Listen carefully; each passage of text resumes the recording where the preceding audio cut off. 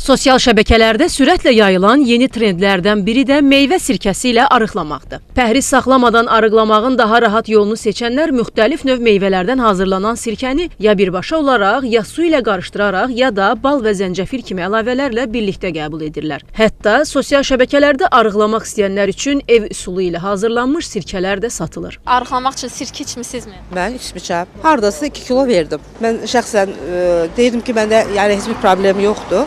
Amma o alma sirkəsini istifadə edəndən sonra baxdım ki, məndə biraz bədənimdə problem yarandı. Həkimə getdim, dedi olmaz. Sırf detoks sirkəsi yaxud arıqlamaq məqsədinə sirkə içməmişəm və düşünürəm ki, həkim məsləhəti olmadan tövsiyə etmək olmaz. Gastroenteroloq Lalə Vəliyeva isə bildirir ki, sirkə iştahanı müəyyən qədər azalda bilər, amma bu arıqlamağın sağlam yolu hesab edilmir. Uzun müddətli istifadəsi mədə və bağırsaq sistemi üçün təhlükəlidir. Əgər kimsə bu üsulu sınamaq istəyirsə, mütləq əvvəlcədən həkimə müraciət etməlidir. Qadınlar əsasən xoşlayır bala qatıb ya başqa bir məhlula qatıb, suya qatıb içmək, arıqlamaq məqsədi ilə. Amma çox yanlış bir üsuldur. Sirkə içib gələn xəstələr fəsadları ilə qanaxma açılır, lalxoralar olur. Qastriti var, xəbəri yoxdur. Helikobakter olan adam, mədə turşusu normadan artıq olan adamlara qəti qadağandır. Çünki o özümüz deyirik turşuluğu artıq olan adam turşunu içir, daha da turşuluğu artırır. Qəbizlik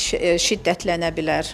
Ona görə bunu içməmiş, mən məsləhət görürəm, mütləq gəlsinlər, endoskopiyadan keçsinlər. Həkim bildirir ki, sirkəni su ilə qarışdırmadan birbaşa qəbul edənlər zəhərlənmə və hətta ölüm riski ilə üzləşə bilərlər. Buna görə də arıqlamaq istəyənlər asan üsullar axtarmaqdansa sağlam və təhlükəsiz metodlara üstünlük verməlidirlər.